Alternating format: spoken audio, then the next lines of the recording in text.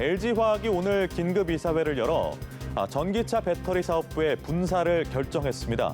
LG 측은 기업 가치 및 주주 가치를 한 단계 끌어올릴 수 있을 것이라며 자신감을 드러내고 있지만 LG화학에 투자했던 개인 투자자들은 혼란스러움을 드러내고 있는 상황입니다. 한편 코로나19 사태를 계기로 재택근무를 활용하는 기업이 늘어나면서 기업과 근로자 간의 고민이 발생하고 있는데요. 정부에서 혼란을 최소화하기 위해서 재택근무 종합 매뉴얼을 내놔 관심이 집중되고 있습니다. 이 내용도 잠시 후에 보겠습니다. 지금까지 경제있기 브리핑이었습니다.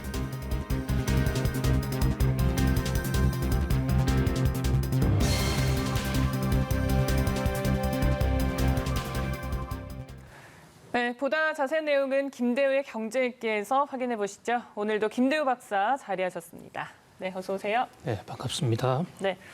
자, 이교욱 앵커가 짚어드린 대로 오늘 LG화학이 배터리 사업 분사를 결정했습니다. 12월 1일 출범할 계획이라고 하는데요. 이렇게 되면 앞으로 회사 간의 지분 구조가 어떻게 되는 건지 또 왜 이런 결정이 내려졌는지 배경까지 짚어주시죠. 네, 지금 방금 LG화학의 긴급 이사회가 끝났는데요. 여기서 만장일치로 분사를, 그러니까 LG화학에서 배터리 부분을 떼내기로 결정을 했습니다.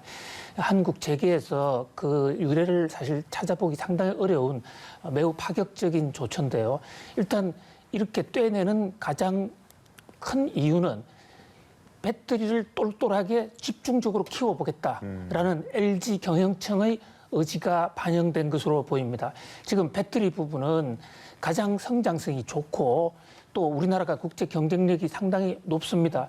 거기를 집중적으로 육성을 시키는데 필요한 것은 돈입니다. 네. 이 돈을 조달할 방법을 고민하던 끝에 가장 좋은 방법으로 지금 LG에서는 두 가지를 생각하고 있는 것 같아요.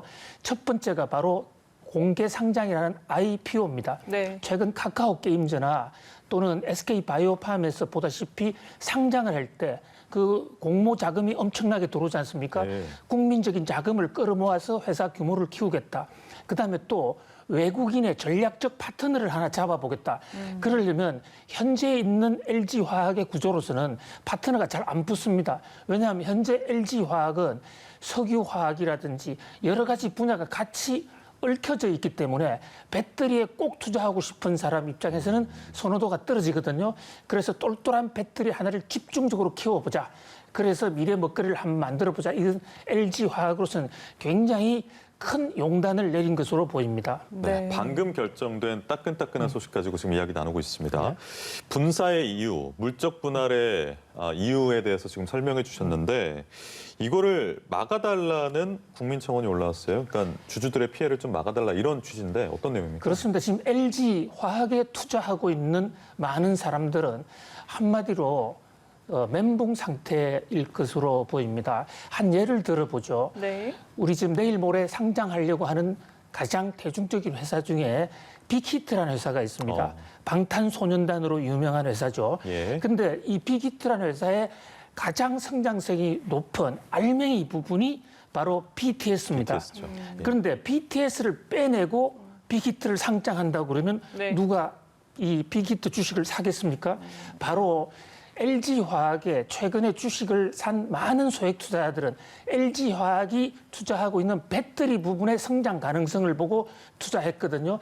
일반 화학회사에 비해서 LG화학 주가가 3배 내지 5배 정도 높았던 이유도 안에 배터리가 있었기 때문입니다. 그런데 잘 되는 배터리만 빼내서 분사를 해버리면 LG그룹 전체로는 도움이 되겠지만 적어도 LG화학에 투자한 투자자들 입장에서는 닭 쫓던 개가 되고 또 BTS 없는 빅히트가 된단 말이죠. 그런 면에서 지금 청와대 청원까지 올라 이것을 막아달라. 이게 지금 긴급 이사회를 통과해도 주총을 거쳐야 되는데 현재 소액주주들 힘만으로서는 상당히 어렵거든요. 네. 특히 하나 지금 소액주주들이 흥분하고 있는 것은 이것이 물적 분할을 했다는 겁니다. 네. 기업을 가로 갈라치기 할 때 크게 두 가지 방법이 있어요. 하나는 물건으로 갈아치는 방법, 하나는 사람으로 갈아치는 방법. 자, 지금 정상적인 방법은, 정상적이라보다도 가장 일반적인 방법은 인적 분할하는 겁니다. 두 회사를 가를 때 예를 들어서 주주가 배터리 부분도 지분을 반을 갖고 화학 부분도 지분을 반 갖고 회사를 반씩 나눈다면 불만이 좀 적을 거예요.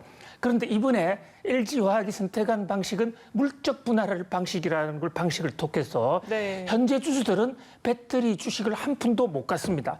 대신에 물론 LG화학이 배터리 주식을 전액을 갖기 때문에 LG화학을 경유해서 간접적으로 배터리를 보유할 수 있고 또 회사 측에서는 그렇게 되면 배터리 회사가 잘 되면 지주회사인 LG회사도 LG화학도 잘 될 것이 아닌가. 장기적으로는 주가 전망이 있다.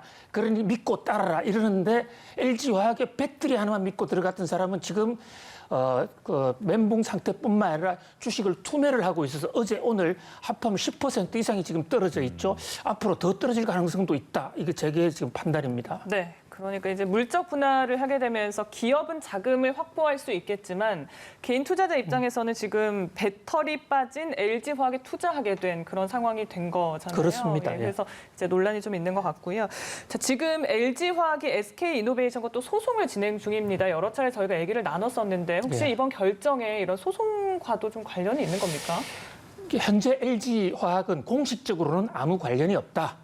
또 SK이노베이션도 마찬가지 입장입니다만 내막적으로는 관련이 완전히 없다고도 할 수 없을 것입니다. 왜냐하면 지금 이 화학업체가 또 배터리 업체가 성장 가능성이 있다 해서 너도나도 지금 달라들고 있어요. 네. 우리나라뿐만 아니라 또 중국, 일본, 전 세계 각국이 배터리로 뛰어들다 보니까 이 배터리에 치킨 게임 양상이 좀 생깁니다. 치킨 게임이라는 게 서로가 많이 투자해놓고 한쪽이 무너지기를 기다리는 거란 말이죠. 그런 관점에서 LG화학도 이제 그 치킨 게임에 이기기 위해서 돈이 더 필요했을 거로 보이는데 네. 이번에 LG화학은 SK이노베이션으로부터 ITC가 현재까지는 LG화학에 유리한 판정을 내리고 있으니까 SK이노베이션으로부터 보다 더 많은 돈을 받아내려고 할 것입니다. 돈보다도 더 중요한 것은 SK이노베이션이 LG화학의 영업 비밀을 빼갔다라는 것을 합의서에 찍어달라. 그런데 그것은 SK이노베이션으로서는 그런 적도 없을 뿐만 아니라 그런 적이 없다. 또 그럴 이유도 없다 해서 이번 합의는 상당히 쉽지 않을 것으로 마지막까지 이 합의도 더더군다나 LG화학이 분사까지 해서 자금을 따로 마련할 수 있게 되면 그야말로 극한적으로 치달을 수 있는 그런 치킨 게임으로도 빚어질 확산될 수 있다. 이런 판단이 나오고 있습니다. 네, 다음 알겠습니다. 달에 이제 좀 관련해서 결정이 이루어지긴 하는데 사실 삼성과 애플도 긴 소송 끝에 합의에 결국은 이뤘는데 이번엔 좀 어려울 거라고 보시는 거네요. 굉장히 좋은 말씀입니다. 그러니까 삼성이 애플의 이 아이폰 디자인을 뺏겼다 해서 오랫동안 소송을 하지 않았습니까? 그러다가 막판에 서로가 명분을 살리는 삼성이 애플에 돈은 많이 물어줬지만 그래서 합의를 했어요. 네. 이런 식의 합의를 사실 기대했던 게 사실인데 당시에 이 삼성과 애플의 그 싸움은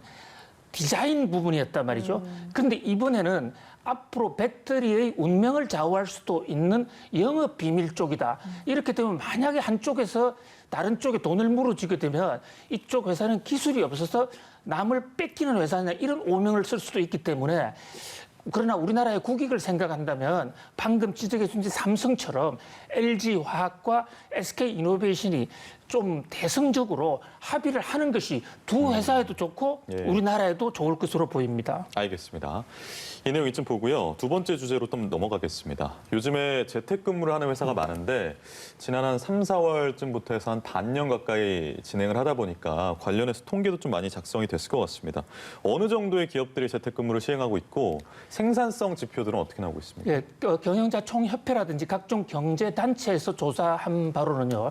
우리나라 매출 기준이나 자산 기준으로 100위 안에 들어가는 큰 기업들의 경우에는 85%가량이 지금 재택근무를 하고 있다는 것으로 나타나고 있습니다. 물론 재택근무와 모든 사람이 하고 있는 것은 아니지만은 재택근무로서 기업 환경이 많이 바뀐 회사가 지금 그 80%가 훌쩍 넘어가고 있거든요. 또 그리고 재택근무를 하고 있는 회사를 대상으로 업무의 생산성을 조사해 보니까 회사가 느끼는 지금 그래픽이 나오는 것은 재택근무에 대한 업무 생산성 조사는 회사가 느끼는 겁니다. 네. 거기서 90% 이상의 만족도가 있다는 게 거의 50%에 가깝게 나오고 있어요. 46.8%지 않습니까? 생각보다는 상당한 효과가 있는 거죠. 그러네요. 우리는 지금 재택근무하면 근무 환경이 이완해지고 또 그 눈치가 없어지기 때문에 많은 이 건물 근로자들이 일하는 척하면서 안 해서 업무 생산성이 빠지지 않겠냐 우려를 많이 하는데 그거보다는 상당히 높은 수치로 결국 이게 코로나 때문에 주어진 외생 변수가 주어진 환경 변화입니다만은 네. 이것을 잘 활용하기에 따라서는 우리 기업의 경쟁력 향상으로 연결할 수 있겠다라는 그런 기대를 갖게 합니다. 야, 생산성이 90% 이상이라면 사실 기업 입장에서는 좀 만족도가 크다고 볼 수밖에 없을 텐데 그렇다면 근로자 입장도 그런 것인가? 막상 이제 들여다보면 개인 생활과 좀 업무 공간이 분리가 안 돼서 이게 좀 일종의 갈등 요소도 되는 것 같더라고요. 개인들은 이제 각 개인에 따라서 상황이 매우 다르겠죠. 엇갈리게 반응이 나올 것으로 보이는데요. 우선 아침 새벽마다 일어나서 그 지옥철이라고 그럽니까? 지하철 타고 또 교통난을 피해가면서 출근 전쟁을 해야 된다는 네. 거기서 해지된 것은 큰 도움이 될 것이고요. 네. 또 저녁에 퇴근해서도 오라벨을 균형을 맞출 수가 있는 그러니까요. 그런 면에서 삶의 질 굉장히 높아질 수가 있을 것으로 봅니다. 그러나 다만 또 한쪽으로는 가정 환경이 과연 재택근무로 할 수 있느냐 그런 면에서 불편이 있을 수가 있고요. 또 회사와의 관계에 있어서 서로 눈치가 오히려 보이게 되는 측면이 있죠. 나는 열심히 일을 하는데 회사에서 나를 몰라준다든지 또 거꾸로 회사에서도 직원을 의심한다든지 이런 비대면 환경에 아직 익숙하지 않는 상태에서 네. 서로 간에 오해도 생길 수 있다. 이런 면에서 여기에 대한 대책도 상당히 시급한 것으로 보입니다. 그래서 이제 그런 부분을 좀 막기 위해서 정부에서 재택근무 매뉴얼을 발표했습니다. 좀 중요한 부분들 짚어주신다면요. 예, 고용부에서 이 재택근무 이럴 때 이렇게 하라라고 해서 재택근무 종합 매뉴얼을 내어놨는데요. 매우 잘한 시의적절한 그러니까요. 조처로 네. 보여요. 지금 방금 말씀 올린 대로 근로자와 이 기업주, 사용주들이 서로 다 원하면서 처음 겪는 가지 않았던 길이다 보니까 오는 혼란, 특히 법적인 문제가 있는데 이것을 이제 최소한 고용부에서 어느 정도 가이드라인을 줬다라는 면에서 어떤 혼란이 있을 때는 이걸 매뉴얼을 참고하면 되겠죠. 물론 네. 이것이 완전히 모든 문제를 해결한 것은 아닙니다. 앞으로 관련법, 근로기준법부터 산업 재난관련법, 안전법 이런 걸 전반적으로 고쳐야 되겠습니다만은 재택근무로 나아가는 어떤 법적 장치의 시작 그런 면에서 상당히 의미가 있다고 보겠습니다. 네. 그러면 궁금한 점 저희가 하나씩 좀 여쭤볼게요. 만약에 이제 코로나19 감염이 좀 우려되는 상황이어서 내가 재택근무를 하고 싶다. 이런 경우에 언제든지 재택근무가 가능한 건가요? 현재 고용부의 매뉴얼에 따르면 일방적으로 요구한다고 해서 무조건 재택근무를 할 수는 없습니다. 네. 현재 그런 관련 규정이 없어요. 이 법을 좀 보완할 때 현재로서는 근로기준법 상으로는 협의를 하거나 또는 회사가 자체적으로 노사 합의안을 만들어야 됩니다. 그렇지 않으면 일방적으로 할 수 없고요. 마찬가지로 회사에서도 직원들한테 무조건 강제할 수는 없습니다.